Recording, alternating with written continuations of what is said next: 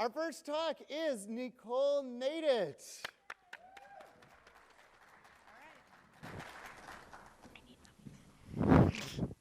All right. Welcome, everybody. I'm going to grab this little device here. So I'm going to talk to you a little bit about today about students don't need a cushion. Don't worry, I actually do like to support my students. But we're going to look at something else. We're going to look at something that is so fundamental in our practice that maybe we're not even realizing what it's doing to our practice and to our students. And the first thing I want to do is do a little bit of a pulse check, and I need you all to follow my directions. I want you all to close your eyes. And you're going to raise your hand if this statement is true for you. That for you, your primary goal in your classes is to build your students' language proficiency. Please raise your hand if that's true. Open your eyes, look around, keep your hands up. About 100% of the people, just like I expected, and I believe that that's true. Close your eyes, please, and I want you to, again, raise your hands. Close your eyes. Raise your hands if you believe that this statement is true for you. Your instruction, your practice, and your assessments support the development of your students' language proficiency. Raise your hands if you believe that is true. Keep your hands up, look around. Again, just about 100%. One more time, I want you to close your eyes. If this statement is true for you, please raise your hand. Your students' grades absolutely and accurately reflect what your students can do outside the classroom spontaneously with the language. Keep your hands up, open your eyes, and look around. That's what I'm going to be talking about. So when I heard Greg Duncan say this at an institute last summer, it made me sad. Then it also made me think, and of course what I thought about was teaching practices at first, methodology, things we know about language teaching, but then I actually started to wonder if there was also potentially something else affecting what's happening to our language students and other students in all subjects. Something so institutionalized and fundamental to our practices that maybe we aren't even thinking about it anymore. I started to wonder if our grading practices speak louder than words when it comes to what we truly value. And that although we value proficiency, and you all said so, that there could be things happening with our grading practices that don't in fact value proficiency. And if they don't value proficiency, what do they value? In a lot of subjects, I think our grading practices value points. And points and proficiency are not the same thing. In American education, we have often done things the way they've always been done. We value tradition. So we set up grade books with categories like homework, practice, classwork, extra credit, quizzes, tests, projects, and we funnel points into those categories, and those points add up to a grade that usually adds up to how much? 100%. And we think that by doing that, by putting points in all those categories, the points for homework and the points for practice and the points for extra credit, that we're giving our students a cushion, a sort of a bubble that will protect them from the harsh realities that would otherwise keep them from doing as well as they might. But the fact of the matter is that it's really easy to burst the bubble of the 100% scale, to burst the bubble of points for practice, to burst the bubble of putting those things together and end up with a grade that is essentially meaningless. Do you remember the housing bubble? The housing bubble was a situation where housing prices were inflated and inflated and inflated, and it was built on, it built this huge false sense of reality and this false cushion, this false sense of security. People thought things were going great in the economy, but it was unstable and unreliable, and one day it burst. And I think a lot of grading practices in American education today are like that bubble. We are creating a grading bubble that is based on misinformation about what students know and can do in the language, because it's based on points, not on proficiency. So one of the things that contributes to that is the 100% scale. And when you look at the scale, the first thing you notice is that it's very lopsided to F. But I'm not even going to talk about that today. I just want to put that out there. It's very lopsided to F. But the other thing that is really more important about the 100% scale is that, in fact, it is 100 shades of gray. What is the difference in the communicative proficiency of a student who earns a 95 and the student who earns a 96? I probably couldn't tell you. And you think, that's not so bad, but what about a student who earns 89 versus a student who earns a 90? How is the student who earns an 89 significantly different in proficiency from a student who earns a 90. And they're going to get 2 different letter grades. Now, what you might say is, oh, but no, it's okay. I modify my 100% scale. I bring the A down to 87%, or I round up. But even then, we still have a problem, because in any grading system based on a 100% scale full of points, at some point, sorry to use the word point so much, there is one point that is the difference between an A and a B, just one. And there is one point that is that cutoff between having a B and having a C. And there's one point that is the cutoff between having a C and having a D. 1 point out of everything they've done in all their year of work with you, their entire grade can rest on 1 point. The only exportable evidence of their proficiency is 1 point. Students deserve a grade that's based on proficiency, not on points. What about the categories? Homework, classwork, projects, quizzes, extra credit. What do those tell us about what a student knows and can do in the language? And in the grand scheme of things, they don't tell us very much, but we do use them, and so we put points into the gradebook for homework, and we put points in, we collect it. We collect the classwork and the practice, and we look it over and we say, ooh, you did good, you get all the points. Ooh, you had some trouble, you get 7 out of 10 points. Oops, it actually skipped one of my slides. Okay then. So actually, what if our grade was something else? What if the grade was an accurate representation of what students know and can do in the language in culturally appropriate ways in and out of the classroom? In other words, what if points for homework didn't exist? What if there weren't points for classwork in the traditional sense? And what if there was no extra credit? Well, to answer that, let's go back a bit and let's think about why. Why do we give grades? And if you ask most educators, they will say, I actually give grades to communicate information to students and parents about how well the students can do with the material they've learned. That is the purpose of giving grades. We run into a problem with that premise when we think about our students, though, because our students know how to get grades without, in fact, actually having the proficiency that the grade might indicate. How do they do that? They do all of the things that get them the points. They do the homework, they do the classwork, they do the extra credit, they get all of the points for it. Actually, we don't even know if they do some of it, but they do turn it in, and then they get the points for it. So they do all of the things that they need to do, and the students evaluate all those things, and the teachers evaluate all those things and assess points for them. Put it all in the grade book, and they can end up with a grade that is not just what they know and can do. And we run into another problem.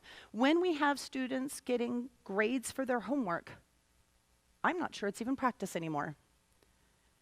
If they're getting points off for getting mistakes on their homework, is it practice or is it a test? And if we are evaluating their homework, when do they have a chance to make mistakes without those mistakes affecting their grade?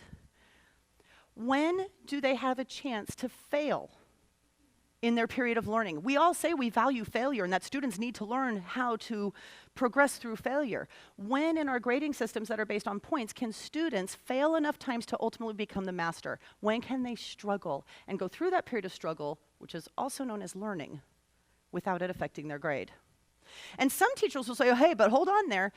Putting points in the gradebook, I need to give them points for homework and give them points for classwork and give them points for participation and so on. That's real world. Well, the first thing I'd like to say is I'd like to encourage you to stop telling your students that you're preparing them for the real world, because it perpetuates the stereotype that what we do in our classes is artificial.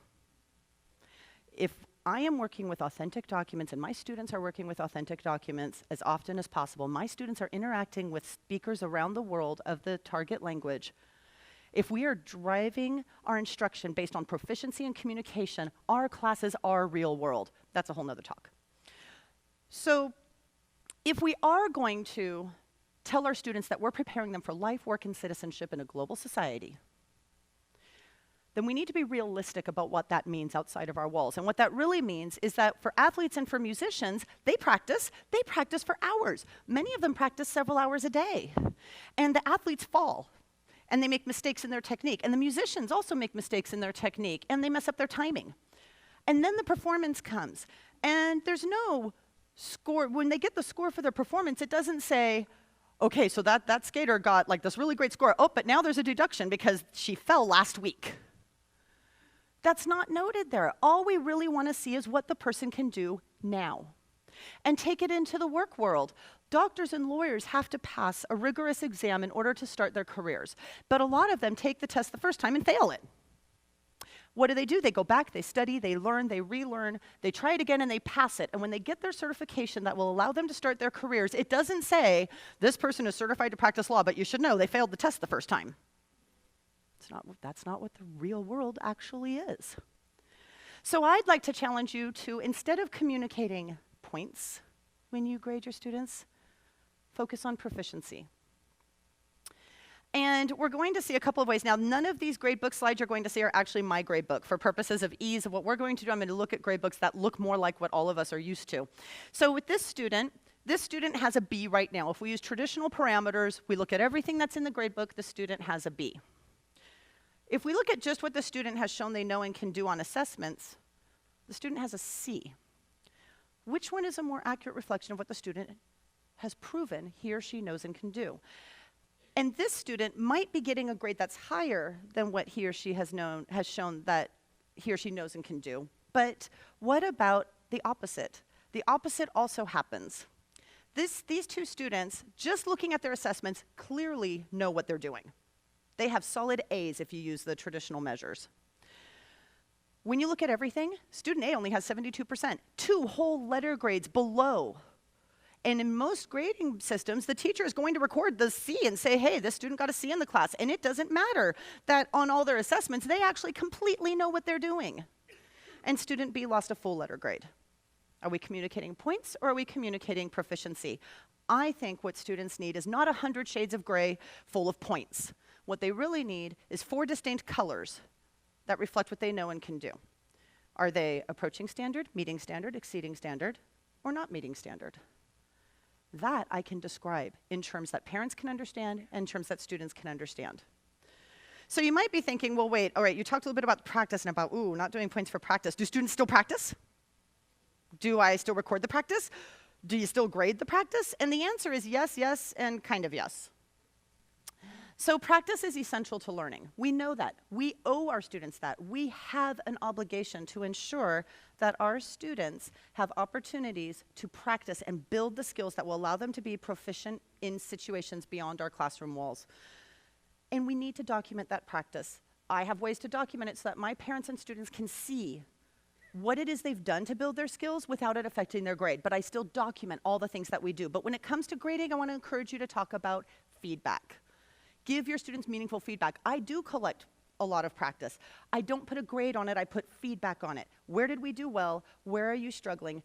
And what steps can you take to make some improvement towards meeting proficiency or increasing in your proficiency to the next level? So looking at this, there's a lot here. We're looking at all kinds of parts of our grade system and thinking about changing it. There's a lot of steps that have to happen. I don't want any of you going home saying, okay, that's it, Monday morning, we're done here. We're going to do all this all different. There's a lot that has to happen. Just thinking about it is the first step. I would encourage you to look at different grading categories if you're not already doing so. Instead of homework, classwork, quizzes, extra credit, tests, projects, and so on, let's look at categories like listening, speaking, reading, writing, or the ACTFL modes: interpersonal communication, presentational speaking, presentational writing, interpretive listening, interpretive reading, interculturality. Categories that actually tell me something about what students have shown that they know and can do in the language. Let's develop a repertoire of strategies that allow us to give meaningful feedback to our students in the practice phase so that they actually have the opportunity to not just perform well in assessments, but actually have all the support they need on their way there to get there. Now, this one's a big one. We're going to need a cultural shift. Guess what? I was used to a culture of points, so are your students. Your students are used to a culture of points. So it's really important to actually start a cultural change by which you don't collect everything, by which we do some of the practice because it's helpful. And when your students start to see that the practice is meaningful and that the practice is helping them do well, they actually don't insist on it being for points. It has been 2 years since my students asked me, how much will this be worth and will this be on the test? The culture change can happen. And as we're getting there, we then look at our assessments and realize, the chapter tests that came with my publisher created materials maybe aren't really so proficiency oriented. I don't know, outside in the real world, I don't do a lot of conjugating of verbs. So it's time to shift to performance assessments that are authentic representations of what students do with language outside of our classes. Performance assessments that can be evaluated using rubrics like the ones provided by ACTFL and other organizations that are not 100 shades of gray, but 4 distinct categories that we can all actually describe and justify and explain why this student has an A and why this one has a B. But when you do that and you eliminate, for example, the practice points, you do need to know that your gradebook collapses into very few grades. There's very little in the gradebook. And so when that happens, the other thing that you have to have in place before you can totally transform this culture and move away from it all being about points to being about proficiency is that students, like lawyers and doctors, need the opportunity to have retakes. It's not, their grade shouldn't be about, ooh, too bad you didn't know it in October, but you know it now. That F that about not knowing in October, yeah, it's still there. Their grade should be about what they've shown they know and can do now. If they struggled in October and they know it better now, their grade should reflect that. It's not about the past. So looking at having a system of retakes where students can come in and get support, students can come in and get the practice that they need, grow their skills, and have a reassessment to have another chance to show that their proficiency has actually grown is meaningful for them. Why keep trying if I got an F in October on something when I know that even if I know it now, I won't be able to get a grade that shows that I know it? Why bother continue trying? It's a critical piece of the system. All of these steps take time, and some of them will feel really scary at first. And they're not happening everywhere. But we know when we talk to teachers and ask them what they really want for their students, we get answers a lot like this. These answers came from an institute I attended this past summer. And these were language teachers, and they said, here's what I want for my students. And they're all about culture and communication and global readiness and interculturality and understanding. They're not about conjugating in the subjunctive, getting 100%, doing all of the homework points. So deep down, we know that students don't need the cushions that we might think we've been providing. Deep down, we know that a 100% scale is 100 shades of gray. Deep down, we know that homework categories like homework, practice, quizzes, tests don't give us meaningful information. And putting points in those categories doesn't really give students a cushion that results in meaningful grades, but instead inflates the grades and creates a grading bubble. Deep down, we know that if we don't want to litter the path to proficiency with students we've lost along the way, as Greg Duncan said, then everything about our practice, including our grading practices, must be about proficiency and not about the points. It's time to burst the grading bubble. Thank you.